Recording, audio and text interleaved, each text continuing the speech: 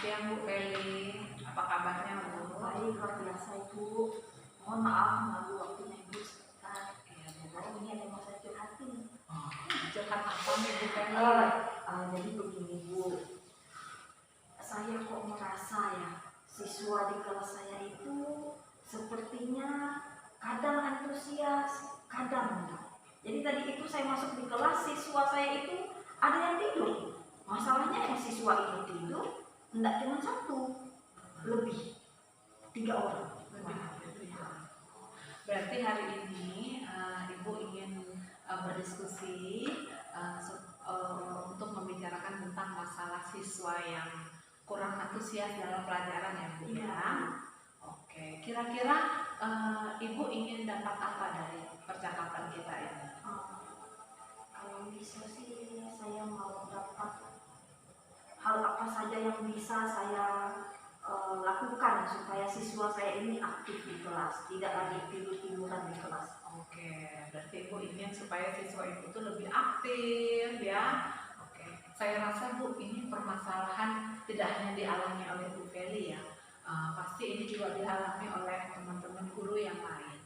Menurut Ibu, situasi idealnya tuh seperti apa sih Bu? Siswa-siswa itu bisa dibilang aktif di kelas? Kalau menurut saya ya siswa itu kalau pada saat guru memberikan materi mereka mendengarkan, dan jika guru memintakan kata mereka siap menanggapi. Saat ada pekerjaan kerja sama dalam tim, dalam kelompok, mereka juga siap bekerja sama dalam tim. Maksudnya tidak ada yang ubah-ubahan, tidak ada yang sambil tidur-tiduran seperti itu. Jadi kesannya kayaknya guru di depan kelas itu kurang dihargai, jadi seperti itu. Jadi rasanya Ibu merasa siswa ini malah tidak menghargai guru yang sedang mengajar di kelas ya Bu ya. Oke Bu. Terus kemudian sebelumnya memang siswanya seperti ini Bu, suka tidur atau kurang antusias, atau baru-baru ini aja Ibu alami? Sepertinya kalau dulu sih awal-awal masuk antusias mereka, tapi akhir-akhir ini sepertinya malah ogah-ogahan. Oh oke, akhir-akhir ini ya Bu ya.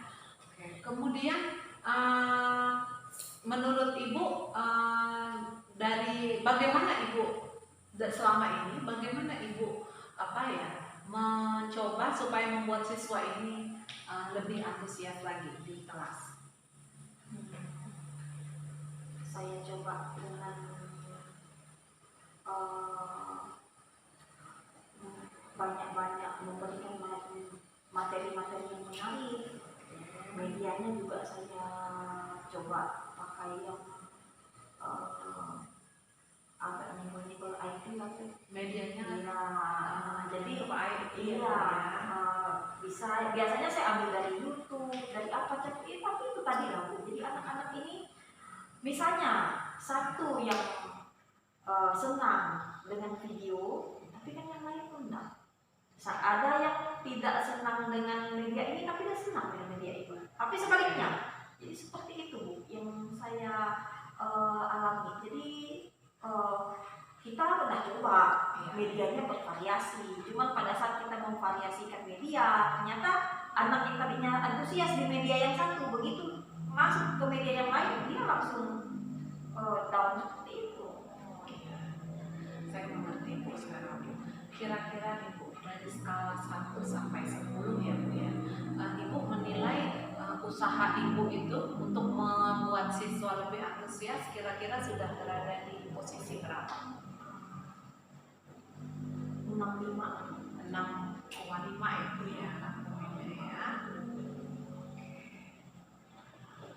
Nah, lalu kira-kira Ibu inginnya nanti ditingkatkan ke berapa? Kalau bisa sih semua guru ya pasti pengen itu 90 sampai 100. Setuju. Ya. Jadi kita kan mau memang siswa itu betul-betul aktif, betul-betul terima materi kita. Kita juga dengan mereka menerima materi kita, mereka senang dengan materi yang kita bawakan di kelas, otomatis kan kita juga bawaannya juga semangat ya masuk ke kelas. Kira-kira Ibu sudah mencoba cara lain nggak Bu? Selain cara-cara yang sudah Ibu lakukan tadi, misalnya tadi kan Ibu bilang bilang Ibu kasih materi yang menarik, kemudian media pembelajarannya berdiferensiasi, ya kan Bu ya, terus yang menyentuh IT. Kira-kira Ibu pernah coba cara-cara yang lain nggak Bu? Cara apa ya Bu ya? Atau kira-kira ada nggak cara lain yang bisa Ibu lakukan selain yang ini tadi untuk membuat siswa lebih terlibat di kelas? Atau mungkin misalnya kalau saya bawa guru lain berkolaborasi nih dengan mata pelajaran lain. Ini belum sih, belum pernah saya coba, cuma nggak pernah saya pikirkan. Mungkin bisa dan pastinya akan lebih menarik menurut saya. Nggak tahu sih kalau misalnya saya laksanakan itu akan dapat poinnya berapa. Cuman itu sudah ada dalam pikiran saya. Jadi satu FPP itu penggabungan dari 2 guru mapel. Wah, menurut saya Ibu sudah mendapatkan ide yang brilian Ibu, mengajak guru lain untuk berkolaborasi ya Bu ya. Jadi mungkin Ibu mengajar mata pelajaran apa Bu? Bahasa Inggris ya. Jadi Ibu ngajak mata pelajaran lain, guru lain untuk berkolaborasi ya Bu. Kira-kira guru lain ini kira-kira mata pelajaran apa atau karakter guru seperti apa yang ingin Ibu ajak ke kelas? Kalau saya sih cenderung, karena kan saya mengajar SMK ya. Saya itu lebih cenderungnya itu pengennya itu ngajak dulu KWU, kewirausahaan. Karena di sana kita bisa dapatkan video-video motivasi jadi seputar dunia kerja juga. Jadi itu kan begitu familiar nih untuk anak-anak SMK. Mereka itu lebih senangnya materi-materi yang berbau soal cari uang. Soal bagaimana cara dapatkan kerja. Iya betul. Kemudian kira-kira gimana Ibu akan membuat hubungan nih antara materi PKWU dengan pelajaran bahasa Inggris ini? Mungkin masuknya di seperti misalnya reading misalnya kan. Jadi kita itu ngambil konsep itu materi KWU yang berbahasa Inggris dari majalah-majalah ataupun dari Google, itu kita download, kita ambil, kita potong, kita cut yang menarik, kita harus foto, kita masukkan di dalam materi bahasa Inggris itu mungkin salah satu contohnya. Oke, baik. Jadi Ibu akan mencoba mengambil artikel ya Bu ya, atau sumber belajar materi PKWU tetapi yang dalam bahasa Inggris. Jadi harapan Ibu dengan cara seperti itu kira-kira anak-anak nanti seperti apa? Harapan saya berdasarkan hasil pertimbangan saya pribadi dengan melihat karakter anak SMK yang memang cenderungnya lebih berorientasi ke pekerjaan dengan uang seperti itu. Jadi kalau misalnya kita masukkan materi yang seputar bisnis ataupun kewirausahaan, saya pikir akan lebih baik lah daripada materi-materi biasa. Apalagi kalau misalnya saya itu bisa berkolaborasi dengan guru KW itu sendiri, jadi saya bisa dapat ilmunya juga transfer ilmu. Bagus sekali itu Bu idenya Bu ya. Kemudian kira-kira Bu untuk mengambil rencana ini berkolaborasi dengan guru lain ini, kira-kira apa tantangan yang kemungkinan akan Ibu hadapi? Mungkin dari penggabungan perangkat, pertama kita harus buat RPP yang beda. Yang biasanya kita satu RPP satu mapel, ini harus satu RPP 2 mapel. Menggabungkan 2 otak yang berbeda juga mungkin agak sulit. Cuma saya akan coba cari guru yang memang pemikirannya ini hampir sama dengan saya, sehingga tidak terlalu susah. Jadi tinggal mencocokkan RPP aja lah. Oke, berarti Ibu tantangannya tuh gimana caranya mengkomunikasikan itu dengan guru lain ya Bu ya? Iya. Dan memadukan materi ini ke dalam satu RPP gitu ya Bu ya. Oke, baik Bu. Lalu kira-kira nih Bu, kapan Ibu akan memulai rencana untuk berkolaborasi dengan guru PKW itu? Iya. Kalau melihat kondisi anak yang menurut saya minggu-minggu ini juga mau saya coba nih ngomongkan dengan guru KWU tersebut. Lalu siapa saja yang kira-kira bisa bantu Ibu untuk mewujudkan rencana ini? Utamanya ya guru itu, dan tentunya kami akan memberi juga apa ya, beritahu kepada kepala sekolah, berkonsultasi kepada kepala sekolah, karena kan jangan sampai dengan wakil kurikulum juga, Bu. Karena kalau bisa kan karena saya mengambil jam orang lain, jam guru KWU, kalau bisa apakah kelasnya mau digabungkan ataukah cari memang waktu yang tidak bertabrakan. Jadi seperti itu untuk percobaan. Lihat dulu kan.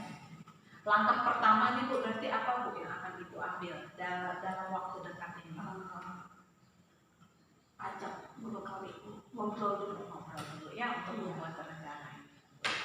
Nah, sebenarnya saya nih Bu sebenarnya sangat tertarik loh Bu untuk mengetahui bagaimana kelanjutan cerita Ibu nanti, terutama gimana Ibu nanti menerapkan di kelas, dan harapannya kita sama-sama berharap situasi kelas Ibu lebih aktif lagi ya Bu ya, anak-anak Ibu ya. Oke Bu, saya rasa hari ini sudah cukup. Kira-kira ada nggak lagi yang Ibu ingin bicarakan lagi atau ada yang cukup sih Bu, udah puas.